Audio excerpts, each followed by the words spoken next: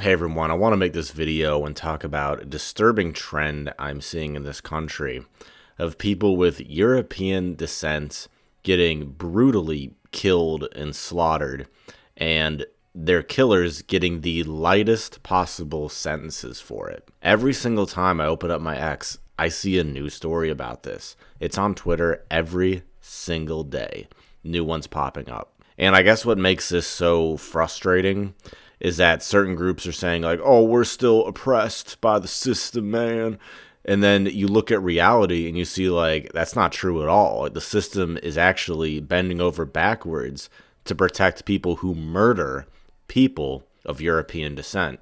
I want to give this example first. Teen killer sentenced to 14 years in stabbing death of Bernard student Tessa Majors.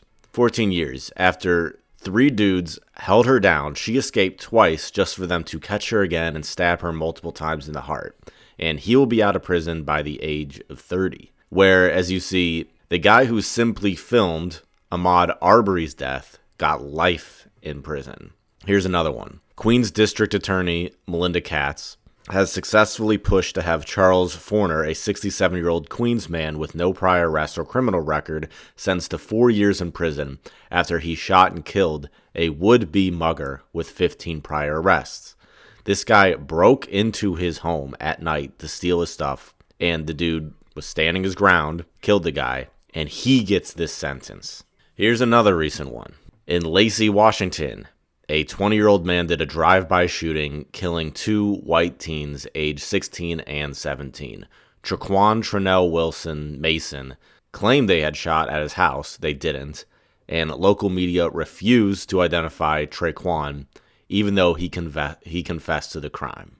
Here's another one that I'm sure all of you have seen by now. Bethany McGee is a 26-year-old victim of the immolation attack on a Chicago train. She was burned on 60% of her body and is expected to remain in the hospital for months. Here's her sharing her support for Black Lives Matter. And her attacker had 70 prior arrests, but he was free to set a woman on fire. The judge was quoted saying, "I can't keep everybody in jail because the state's attorney wants me to." And the Chicago mayor, he downplays this immolation hate crime, saying that, oh, it was just an isolated incident. And he also ignored the unprovoked hate crime stabbing murder of Emily Carlson, 25, at a CTA station, allegedly by Willie Holmes, 54, 7 months ago. Beautiful, blonde-haired, blue-eyed girl, murdered for no reason. Yeah, I'm seeing all these people who have been murdered recently for no reason. They're by people who have 72 arrests, 45 arrests, 39 arrests, 33 arrests, 17 arrests. And the judges allowed this because they have a certain political philosophy. And this political philosophy is leading to everyday deaths of innocent people. And then I still have to listen to others gaslight me and say, oh, the system's against me, man. You don't know what it's like. Nigga. Like, you don't know what it's like. Are you kidding me? You live in a fantasy world. This isn't the 1800s anymore. It's 2025. In this case, in 2021, a shooting in Oregon, a drunk man attacked a white man and his white fiance. So he shot the guy, and the white male victim went to prison. So a guy keeps hitting on white guy's fiance, refuses to back off, gets aggressive, punches the white guy hard enough to cause a TBI, comes at him again, gets shot and killed. White guy is convicted of second-degree murder by this piece of shit liberal judge. This anti-white terrorist scum of a judge. And these people are all over our justice system. This girl, she was attacked in Britain, and she called her attacker in a text message to her friend the F word. Her friend reported her to police for homophobia, and she's now been convicted of a hate crime. We're literally not allowed to defend ourselves as normal white people in the West, and we're not even allowed to complain about it. This is all a product of the post-World War II order. If you know, you know. And basically all of American society is set around white people trying to make enough money to escape these diverse places, so they don't end up like any myriad of these victims that I just described. We're in the Thunderdome right now. And let's see, what do we got here? Breaking. Queens residents are furious this morning after a mob of black teens took over their street, beat a white couple, and set their car on fire for trying to stop the takeover, while 911 dismissively told callers to contact 311 instead of sending police. Yeah, this story's sad. I mean, this couple comes outside to tell these people to get off their lawn. They're just loitering right in front of their house. Comes out with a bat to just scare them off. He gets jumped by all of them. They beat the crap out of him. Like, we can't keep living like this. I mean, look at this. Throwing him on the ground, kicking him. They might have killed that guy for all I know. This person says, 2026 must be the year white America reasserts all moral authority in the USA. And this would end overnight. Then while I'm making this video, another news story pops up. Breaking. 15-year-old girl arred at a park trail by Minnesota man, quote unquote, Auction Amat Okoji in Rochester. And guys, if you're not on Twitter, your pulse isn't on the current culture. These people who just watch the mainstream news, they have no idea what's actually happening in the world right now and what is happening to our people on a literal daily basis by the third world. We are under siege right now. That's not even an exaggeration. Like, we have no choice but to separate from the major society and balkanize into our own areas if we wish to have a future for our children.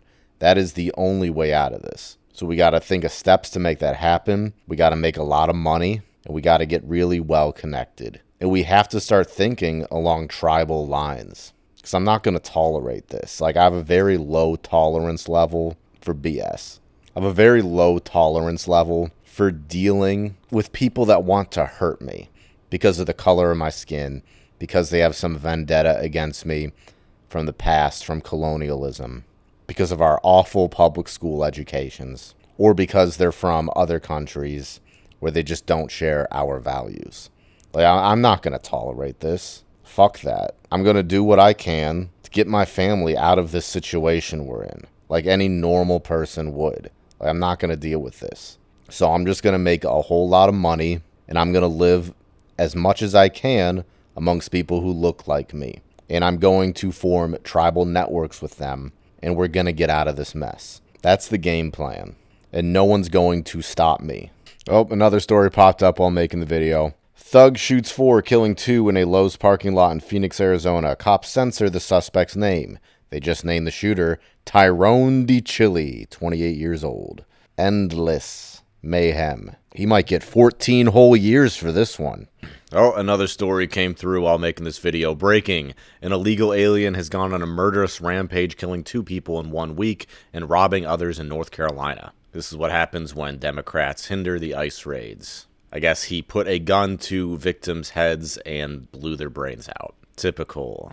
Just another day in America. And let's see what's going on with our brothers and sisters across the pond in Britain. Because I'm not just talking about America in this video. I'm talking about the West as a whole. All the countries that were predominantly European. So this scumbag, Osman Mollem, tried dragging and kidnapping a 19-year-old off Liverpool Lime Street and was caught on CCTV. And he was jailed for just 27 months. In this video, this is the shocking moment a man tries to kidnap. He just grabbed a 19-year-old girl off these steps to try to steal her away. 27 months. This is what I'm talking about. 2-tier justice system. Oh, we got another one. This one just came in today, too. An illegal from Liberia who got caught smuggling illegals into America and sexually assaulting a child at a valley school in Arizona was never deported. Instead, Arizona lowered his charges, gave him probation, and gave him work authorization so he could legally work. I don't even want to go into this whole story. There's NBC News talking about it. And the Chicago mayor says, oh, we can't jail our way out of violence, it's racist. When in fact you can, because that's exactly what El Salvador President Nayib Bukele just did. El Salvador was one of the most dangerous countries in South America, and basically overnight it has now become one of the hottest and safest tourist destinations in the region because he jailed violent offenders. And the first thing, this is his quote, the first thing we did to save our country was to impeach and remove all of the corrupt judges. And I've said this in a video that I made a year and a half ago, where I said, everyone watch, Nayib Bukele is going to show us the way, and we are going to be copying his model in the future. It is only a matter of time. And historians will look back on this time in history and say Nayib Bukele led the way. This is the future. This is what we're fighting for. Oh, and then this just came in today too, man, while making this video. This is so disgusting.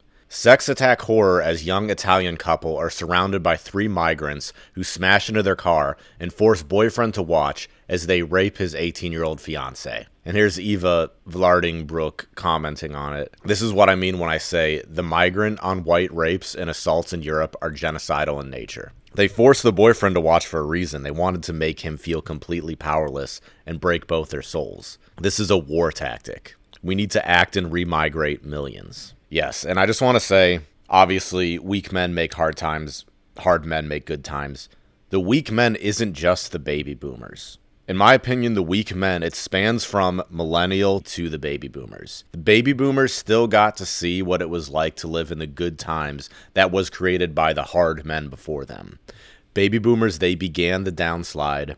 Gen X, they were super nihilistic. They didn't really help hold it back much. And then wokeness reached its zenith with the millennials. And the reason I cut it off after the millennials is because with Gen Z, you finally see a return to tradition, a return to Christianity, which are pillars of strength. Tolerance is synonymous with weakness. What do you think of when you think of a nice little tolerant boy or a girl? A nice little tolerant boy, let's just say. That is a weak man who doesn't stand on principles that will let other people walk all over them. Like, oh, you bumped into me, I'll tolerate it. Oh, you did it again. Now, obviously, you're bumping into me on purpose. It's okay, I can tolerate it. You know, I can tolerate living like a bug in a pod. I can tolerate eating the goy slop. It's fine. They will tolerate an insect-like existence because they have no vitality and no soul. They will tolerate selling away their birthright without a fight. That's what tolerance is. It is weakness. And I'm not seeing tolerance with Gen Z men. And the first thing we got to do is we have to arrest these judges. If bartenders are held accountable for over-serving someone alcohol, judges should be held accountable for releasing criminals into the street. Even Elon Musk is saying the standard for judges should be the same as any job. If they have a track record of making many terrible decisions, not a few isolated incidents, they should be asked to resign. It's just gotten so ridiculous. I mean, look at this. The ADL is saying that this is a hate symbol, where you're comparing how much your grandmother looked like your granddaughter and saying, love your race. Oh, I love the fact that my family looks the same throughout the generations. And according to the ADL, that's a hate crime. That's a hate symbol. I mean, it's a thought crime. I mean, this has just gone too far. Like, I'm done. We're done. Oh, this is the judge talking about when she was sworn in to be a judge. This is the one that let go that psycho that set that little girl on fire. She's talking about, oh, when I was sworn in to be a judge, the black bailiff looked at me and we nodded our heads and I knew what he meant. And we were just like, yeah, we're taking over this right now. She has a racial vendetta against white people and is just straight up admitting it in this interview. Like, yeah, we've been oppressed for so long, but we're taking over the system. And what does she do? She helps out her own people at our expense. Woe to any white person who doesn't see what I'm saying right now. It's coming to your doorstep. I promise you. Never forget these words I'm saying right now. If you take anything away from this video, if you don't understand what I'm telling you, it's coming to your doorstep, and reality is going to hit you so dang hard. This is coming for all of us. It already has come, I'm sure, to the majority of us listening. I'm over it. I have no tolerance left. It's completely left my body. When I see these stories about an 18-year-old Italian woman and her fiancé going out for a peaceful drive to be ambushed by 3 migrants, smash their car, drag her out, and force the man to watch as they take turns R-ing her in broad daylight. Dude, I'm done. This happens every day in the West at this point. Here we go again. Migrants killing a 12-year-old German girl. This was in 2023. Still recent. Stabbed her to death by classmates for telling adults about bullying. Corey Mahler says, anyone who thinks racism is a sin or a crime is morally responsible for this and every similar heinous crime against our people. They should all be treated as enemies. It's unfortunate. It sucks. Because that means that half of white people would be my enemies if I take that seriously. Because half of white people would disagree. And they would martyr themselves on the altar of equality.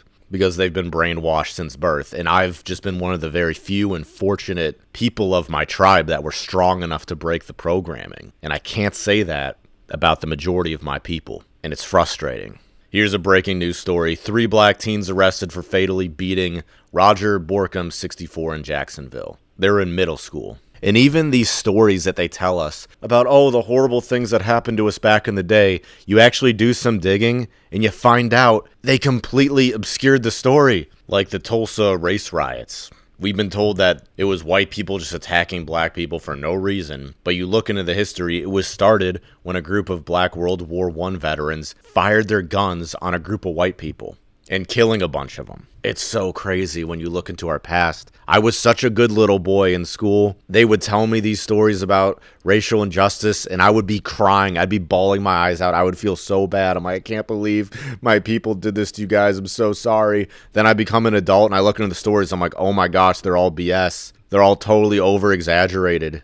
I'm a sensitive young man. I'm not a monster. But anyways, I'm just going to stop making this video before I get too riled up. This video had to be made. I don't even really enjoy making these videos. I just feel a moral obligation to create this content. Just like I feel a moral obligation to go to the gym and become stronger, I feel morally obligated as a patriot to make these videos.